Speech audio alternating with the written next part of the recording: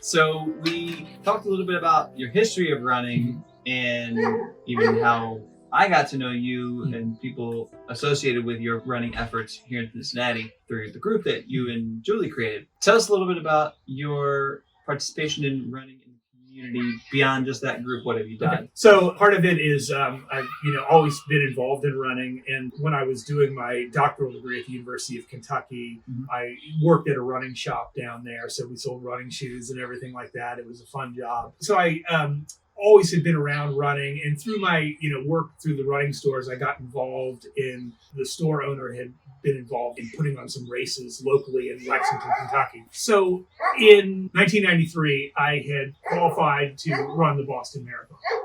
And so I ran a race in Canada, qualified for the Boston Marathon. Julie and I drove up to Boston. My family came to Boston to watch me run in April of 94. And my sister was there. She was a runner too. She was younger than me, and she saw me at the marathon and all the runners and everything like that. And she said, I think I want to do a marathon too. Wow. So I said, well, sure, Maria, I'll help you train and everything like that. She was living in Cincinnati. We were in Lexington. So I put together a training plan for her, and so she could get, her miles in and everything like that. So it was May that year. We were at our cottage and in Kentucky, halfway between Cincinnati and Lexington. And we were all there kind of getting the place in shape for the season. And Maria left early to go home so she could get her run in. And so we left and we went home, and it was Sunday night, and Julie and I went to bed, and then it was probably about 11:30 at night that our phone rang, and we let it go. It was 11:30. We'll let the answering machine get it, and it hung up, and it didn't leave a message. But then 30 seconds later, the phone rang again, and this time it was my dad, and he said, "Doug, you got to pick up the phone. You got to pick up the phone. Call me." And so we ran in there and picked up the phone, and my sister had been out on her run, and she had been attacked, and she was stabbed during the attack, and she died, bled to death and died. And so Julie and I, when you get that news, we just threw stuff in the car and drove up, probably didn't say two words to each other, driving up to the hospital in Cincinnati, and we went to University Hospital, and my family was there, everybody, and the grief counselor came in after we walked out and said, this is going to be a big thing. She was a young woman, and she was attacked while running in a very nice neighborhood. This is going to be, you got to be prepared for the news, media, and everything like that. And she was right. There was news trucks everywhere. It was the front page story, top story for 2 weeks. And so I tell you that story because we decided what could we do, for my sister's honor, to remember her by, because she was only 27. And so we decided to put a race on. That was it. We decided we were going to put a race on. And that's how I got into race organizing. That's how you started. That's how I started. Was we decided that we needed to put on a 5K for my sister, and so we did in 1994. We did it on a very short planning horizon. I would never recommend to do a race like this, but we had tremendous support from the community, from the neighborhood, from the city, from the park board, from businesses, with almost no advertising or anything like that. We were the largest debut 5K in Cincinnati in 1994, October of 1994. We called it the Reggae Run because my sister was a huge fan of reggae music.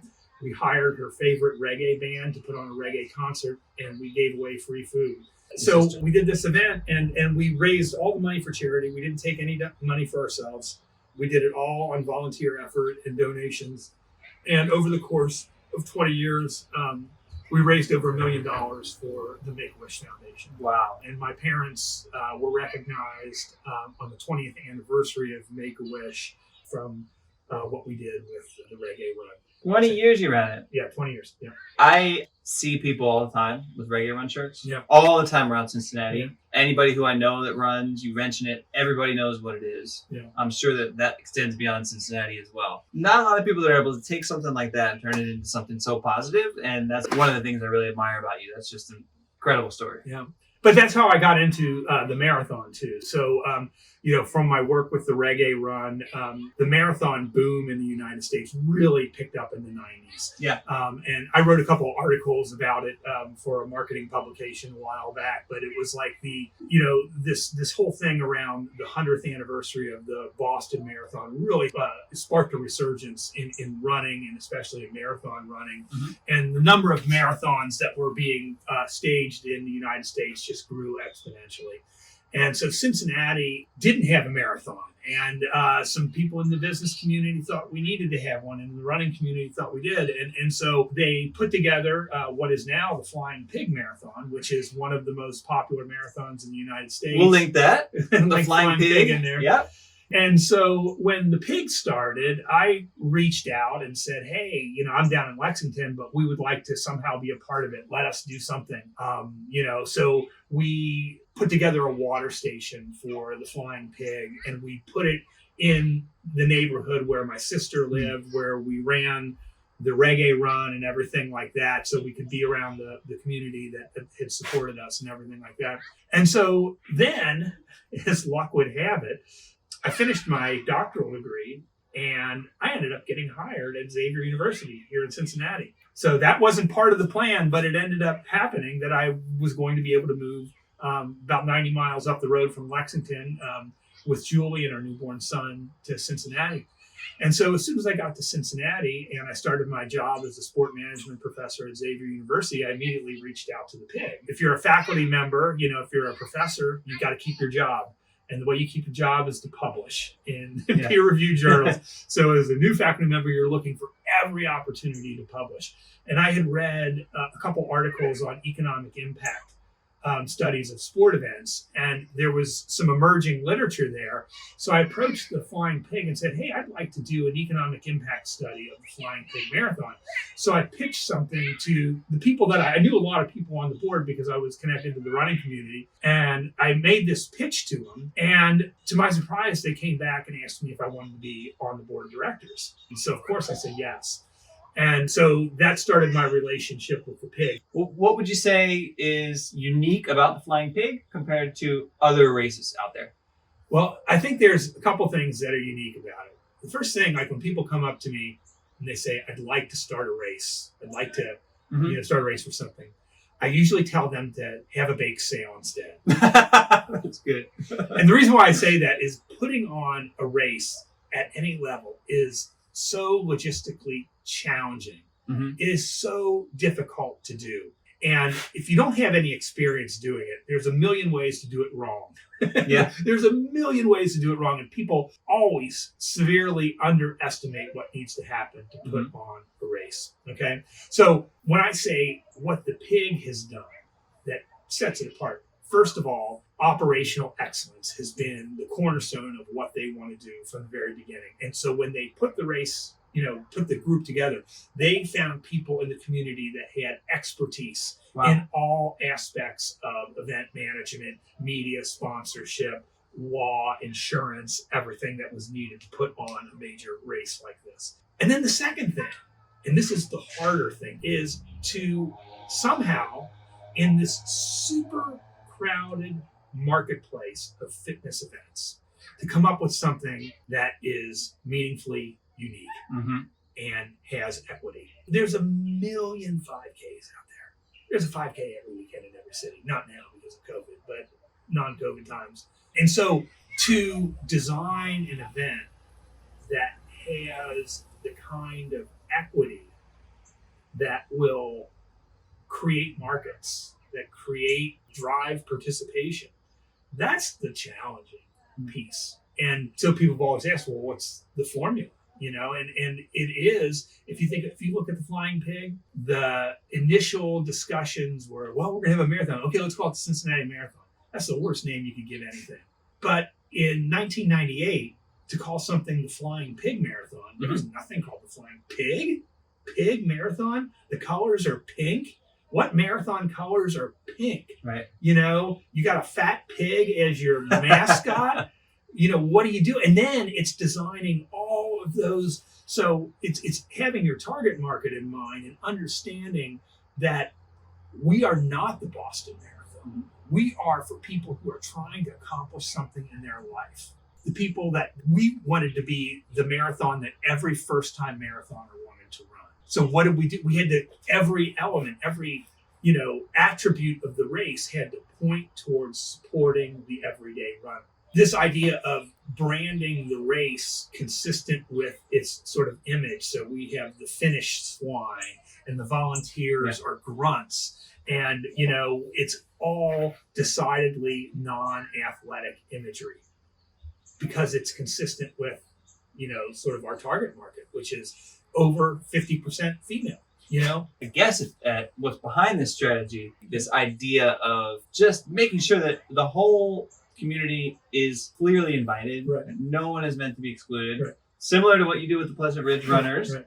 This is a baseline, which is different to, let's say, an elite running group, or like I used to do some races in Argentina, which were really fun, but it was like everybody was in their own little stressed out. You weren't sure if you even belonged there. Yeah, you weren't sure if you belong. Exactly. Yeah.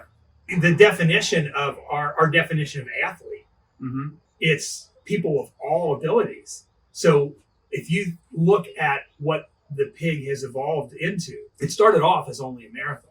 Last year relaunched the Flying Pig Cincinnati Marathon Incorporated as Pigworks.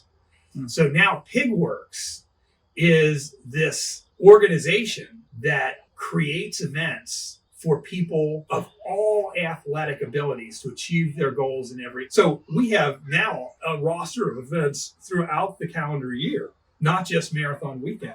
It's this whole idea of having a portfolio of events that really cover every person wherever they are at their fitness level, and that they can go up and down our array of so you don't want to have only a marathon because people can only run so many marathons. Right. So if they can't run a marathon this year, what else do you have for them? How else can you satisfy their needs, wants, desires from a fitness perspective? To conclude on all these topics that we've discussed, I'd like to conclude with Doug's advice. Let's start with Doug's advice on running for your whole life. I think running for your whole life is adjust your goals. Adjust what is success for you. So I've known so many people in my life who I was competitive with, and once they weren't competitive anymore, then they stopped running because they couldn't run faster. So it's redefining what is success for you. That might be the number of days that you run. It could be setting, I've had people that have been very creative. They want to continue to set PRs. So they run race distances that they've never run before. So even if they just finish it, they set a PR in that distance. So whatever it takes, but, redefine what success is for you. And I wonder if that's even a little bit of pressure defining it that way, running for your whole life. The important thing is moving, right? I think it is. It's moving. And that's what I've always thought. And maybe I'm getting to that point where I hope that the running fast can still happen. But in the back of my mind, I'm like, well, if I can't run fast anymore, what will I do? I can still walk. I can ride my bike. I can still hike. I can still jog slowly. Since the radiation, I haven't been able to commit to, running. And I'm going to start with that here in the next week or two, probably. Okay, cool. How about your advice for someone who just was diagnosed with cancer? Yeah. Wow. I think it hits everybody differently. I'll just say what my mom would say. It's just focus on the positive and focus on the good things and focus on the things that you can control. Helpful to have, a support system around you. Let people help, let people support, let people bring you food, let people do those things for you that they want to do for you. And don't be afraid to ask for help when you need it. For me, I think one of the things that did help me through it was basically focusing on the exercise. That was like, okay, as a runner, I just said, I'm going to treat this like it's a marathon, and that's how I'm going to get through it. And that's what I was able to do, is trying to remain positive. And there are down times. And I think I was very positive through most of it. But I think when I got to the radiation, I started getting sick and I started losing all of my energy and everything like that. Yeah. And then when I, had to try and start doing the things that I used to be able to do, and I found that they were harder to do, and I wasn't remembering things, that was tough. That it still is tough. Staying positive and having the right support is the way to face it if you're just diagnosed with cancer. For someone who's experienced a really tragic thing in their family or to someone close to them, What's your advice for people dealing with grief in a really terrible situation like that? Yeah, it's really hard. And it all depends on the circumstances. For us, I came from a large family and we were all very close. So we relied on each other. And then, again, this is probably the way my family operates, was not to focus on when she was murdered, but we didn't focus on the hate or anything like that. We focused on what we could do to keep her memory alive and turn it into a positive. I mean, it's a hard thing to say when your sister dies and she's stabbed to death. How do you turn that into a positive? And it didn't happen overnight, and it wasn't easy. There was a lot of everything. But I think all of us pulling together to put on that race and then watch it become as successful as it did over 20 years very much helped. Not everyone can do that. I mean, that's what we did, and I wouldn't say that that's what everyone should do, but it's trying to, forgive. That's hard. That's hard if it's a situation like that. It's really hard, but you gotta do it. I would say it isn't necessarily a choice to be that positive.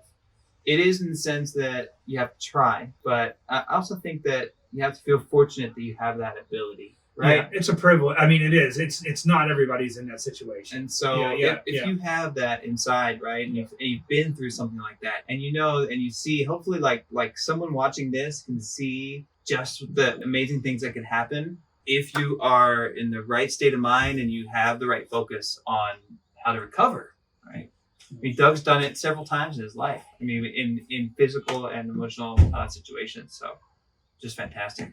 Let's end on a positive note. How about your advice for the recent graduates from university, since you are a professor? Yeah, I'm a professor, and I've got all these graduates going out. I've also got a son that graduated last year from college. And so I think in this environment, you have to be willing to adapt. Nobody planned for this to happen.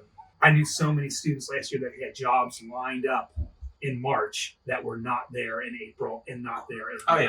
That's the whole thing. I mean, and so what do? You have to keep working on your skill set. If what you do is film, then keep making films, even if it's with your camera, right? Keep engaged, keep trying to develop your skill, and keep applying.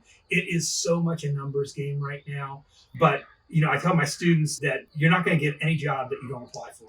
You got to make it like a job. You literally have to make it like a job. Set goals for yourself every week in terms of, what you're going to do to look for jobs, to network, and to apply. And you just got to keep that. It's so hard right now.